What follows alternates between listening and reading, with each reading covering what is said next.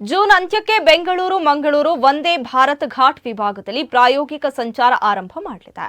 ಇದು ಕರ್ನಾಟಕದ ಕರಾವಳಿ ಪ್ರದೇಶ ಮತ್ತು ರಾಜ್ಯ ರಾಜಧಾನಿ ಬೆಂಗಳೂರು ನಡುವಿನ ಹೈಸ್ಪೀಡ್ ರೈಲು ಸಂಪರ್ಕದ ಕನಸನ್ನು ನನಸಾಗಿಸುವತ್ತ ಮತ್ತೊಂದು ಮಹತ್ವದ ಹೆಜ್ಜೆಯಾಗಿದೆ.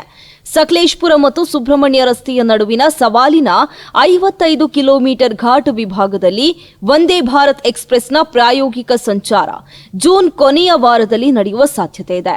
ರೈಲ್ವೆ ಸಚಿವಾಲಯದ ಸಂಶೋಧನಾ ವಿನ್ಯಾಸ ಮತ್ತು ಗುಣಮಟ್ಟದ ಸಂಸ್ಥೆ ಈ ಪ್ರಾಯೋಗಿಕ ಪರೀಕ್ಷೆಯನ್ನು ನಡೆಸಲಿದೆ. ಹಾಸನ ಮಂಗಳೂರು ರೈಲ್ವೆ ಮಾರ್ಗದ ಈ ಘಾಟಿ ವಿಭಾಗದಲ್ಲಿ ರೈಲ್ವೆ ಸುರಕ್ಷತಾ ಆಯುಕ್ತರ ನಿರ್ದೇಶನದಂತೆ ರೈಲುಗಳ ಗರಿಷ್ಠ ವೇಗವನ್ನು ಗಂಟೆಗೆ 30 ಕಿಲೋಮೀಟರ್ಗೆ ಸೀಮಿತಗೊಳಿಸಲಾಗಿದೆ. ಈ ಹಿನ್ನೆಲೆಯಲ್ಲಿ ವಂದೇ ಭಾರತ್ ರೈಲ್ಗೆ ವಿಶೇಷವಾದ ಸ್ವಯಂಚಾಲಿತ ತುರ್ತು ಬ್ರೇಕಿಂಗ್ ವ್ಯವಸ್ಥೆಯನ್ನು ಅಳವಡಿಸುವುದು ಕಡ್ಡಾಯವಾಗಿದೆ. ರೈಲು ನಿಗದಿತ ವೇಗಕ್ಕಿಂತ ಹೆಚ್ಚು ವೇಗವಾಗಿ ಚಲಿಸಿದರೆ ಈ ವ್ಯವಸ್ಥೆಯು ತಾನಾಗಿಯೇ ವೇಗವನ್ನು ಕಡಿಮೆ ಮಾಡುತ್ತೆ. ಈ ತಂತ್ರಜ್ಞಾನವನ್ನು ಚೆನ್ನೈನ ಇಂಟಿಗ್ರಲ್ ಕೋಚ್ ಫ್ಯಾಕ್ಟರಿನಲ್ಲಿ ರೈಲಿನ ಬೋಗಿಗಳಿಗೆ ಅಳವಡಿಸಲಾಗ್ತಾ ಇದ್ದು, ಮುಂದಿನ ವಾರ ರೈಲು ಕರ್ನಾಟಕಕ್ಕೆ ಆಗಮಿಸುವ ನಿರೀಕ್ಷೆ ಇದೆ. ನೈಋತ್ಯ ರೈಲ್ವೆಯ ಮೈಸೂರು ವಿಭಾಗದ ವ್ಯವಸ್ಥಾಪಕ ಮುದಿತ್ ಮಿತ್ತಲ್ ಅವರು ಮಾಹಿತಿ ನೀಡಿ, ಘಾಟಿ ವಿಭಾಗದಲ್ಲಿ ಈಗಾಗಲೇ ಐಸಿಎಫ್ ಮತ್ತು ಎಲ್ಎಚ್ಬಿ ಬೋಗಿಗಳ ಪ್ರಾಯೋಗಿಕ ಸಂಚಾರ ಯಶಸ್ವಿಯಾಗಿ ನಡೆದಿದೆ. ಈಗ ವಂದೇ ಭಾರತ್ ರೈಲಿನ ಪ್ರಾಯೋಗಿಕ ಪರೀಕ್ಷೆ ಬಾಕಿ ಇದೆ. ಇದಕ್ಕಾಗಿ ಎಇಬಿ ವ್ಯವಸ್ಥೆ ಹೊಂದಿರುವ ವಿಶೇಷ ರೇಕ್ ಸಿದ್ಧವಾಗ್ತಾ ಇದೆ ಎಂದು ತಿಳಿಸಿದ್ದಾರೆ.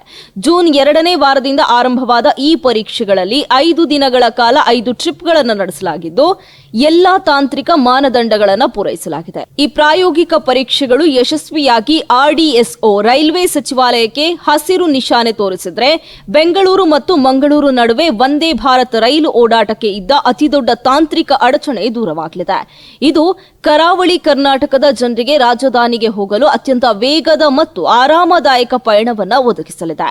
ಈ ಮಾರ್ಗದ ವಿದ್ಯುದೀಕರಣ ಕಾರ್ಯವು ಡಿಸೆಂಬರ್ 2025ರಲ್ಲಿ ಪೂರ್ಣಗೊಂಡಿತು. ಸಕಲೇಶಪುರದಿಂದ ಸುಬ್ರಹ್ಮಣ್ಯ ರಸ್ತೆಯವರೆಗಿನ 400 ಕಿಲೋಮೀಟರ್ ರೈಲ್ವೆ ಮಾರ್ಗದ ವಿದ್ಯುದೀಕರಣವನ್ನು ರೈಟ್ಸ್ ಸಂಸ್ಥೆ ಯಶಸ್ವಿಯಾಗಿ ನಿರ್ವಹಿಸಿದೆ. ಪ್ರಾಯೋಗಿಕ ಸಂಚಾರದ ನಂತರ ಕರಾವಳಿ ಭಾಗಕ್ಕೆ ಶೀಘ್ರದಲ್ಲೇ ವಂದೇ ಭಾರತ್ ಭಾಗ್ಯ ಸಿಗುವ ನಿರೀಕ್ಷೆ ಇದೆ.